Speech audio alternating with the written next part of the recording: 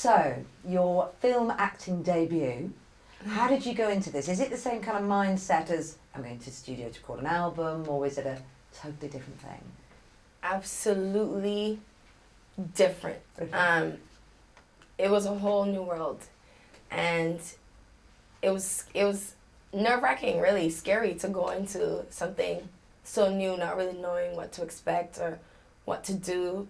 You know, it was new. It was a learning experience. So at the same time, I had to pull off the part, but it was also brand new for me. But Peter Berg was really, really good at helping with that. I mean, he didn't even give me a chance to really think about it before I was saying lines on the first day, and lines that weren't even a part of the script. I actually didn't even have lines for the first day, but right away he threw me in there. And that helped to just cut to the chase. Like, I just had to focus and get it done. You know, there was no like thinking about it. Because you don't seem don't seem like someone that would ever be sort of scared of anything. Do you get nervous about it? You don't seem that way, you know what I mean? Oh no, you have no clue. I get nervous. I get, you know, like that anxiety just before I'm about to do something big, or when everybody's going to be looking at me. It's, you know, when the room gets quiet like this just before we start doing an interview, the butterflies do pop up. So that's a lie. I do get nervous, but especially if it's something that I really don't know the ending to it. Like, I don't know the routine. It's brand new, so that was extra scary.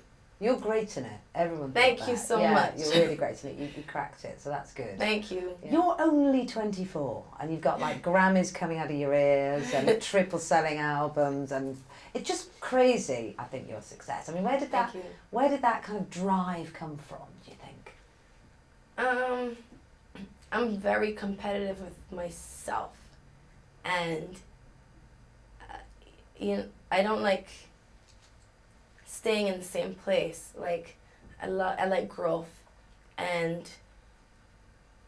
personal growth is important to me, and I take that through my career. I want to get better every time. The next step always has to be upward, you know, or forward. And I guess I'm relentless in that way when it comes to my work. I don't ever give up, or I feel guilty stopping for a little bit, but sometimes it's good to stop. And I noticed that this year when I actually had time to stop in January, because that was the first time I really took time off for myself. And at first it was horrible. Like, I kept feeling like I had to go somewhere, and all I had to do was think, and all I had was the TV, and that felt like I was, you know, something wasn't being done because of me. That feeling was awful. But after I got over that, I really enjoyed it. I think one of the things that when we watch your performances, and even kind of when you're out there not performing but in the public eye, you seem, I guess it's a confidence thing again, you seem very body confident. I mean, are you as body confident as your peer? No. Really? No, I mean, I don't think anybody really is 100%. I mean, you get comfortable with the fact that that's your body and that is what it is. That I had to learn. You know, doing enough topless shoots for GQ and Esquire, you definitely, after a while, you're like, well, I guess I'm just have to do it. There are a lot of people around, and you get... But you didn't have to do it. It's kind of a... No, but if it's a cover you want to achieve, you know, then the only way to do it is to have tons of people around, like the photographer and his crew, and then your hair and makeup people are there.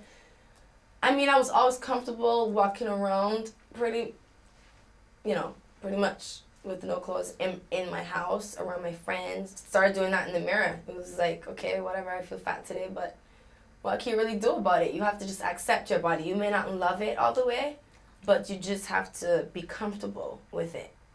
Comfortable with knowing that that's your body, you know?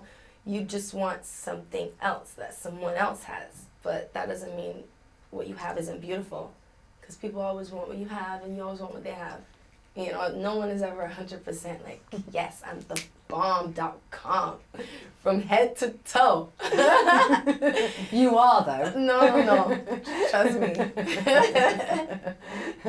And you've got some great friends around you as well, haven't you? I know Katy Perry's a mate of yours, and she's been really nice about you in Battleship as well. So that's great. awesome. And does that make a big difference in the craziness of your world, do you think? Having good friends is very important. And having friends that you've known all your life too, because you know, a lot of the friends I have through this industry I've met through work. Some of them I really consider real friends, and then a lot of them are people that I just work with. And having a good team or a good group of people around you that you trust is very, very important. Friends they're honest, and they tell you when it's good, and they tell you when it's bad. And they're there for you when things are good, and they're there for you when things are bad. So what did growing up in Barbados give you, do you think? Did it give you something special? Absolutely. A lot of the reason why I am the way that I am in my character has a lot to do with my culture. The way I was brought up and the way we are with each other in Barbados. And I guess it really helped to have a thick skin coming from Barbados. Why does that give you a thick skin? Oh, well, my upbringing, I definitely had to learn fast how to like ignore things or not let it bother me and just accept them from what they are.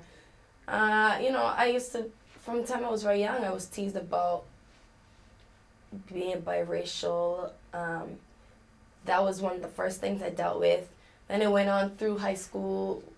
If it wasn't one thing, it was the other thing. And, you know, in my home, a lot of things I saw, I think that definitely helped to prepare me for this world. You look at life very differently, and minor things aren't important to you, you know, like things that shouldn't matter really don't matter.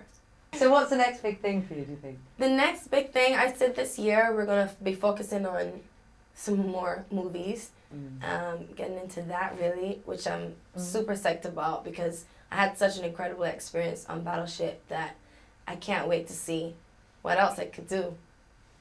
Very exciting. Thank you. And do you have like a 5-year plan? I sound like I'm an interview for a job now. Do you have like a 5-year plan? Do you have like babies, marriage, you know, house in the country? That's what we do in the UK. Definitely not in 5 years. But eventually I'm going to have a family. Who knows when that'll happen, you know? God he just has a way of working things out the way he wants to. And you have no say in that. So I don't really know what's in the next 5 years. The only real plan I have is professional. You know, I'm really looking forward to see what life brings to me.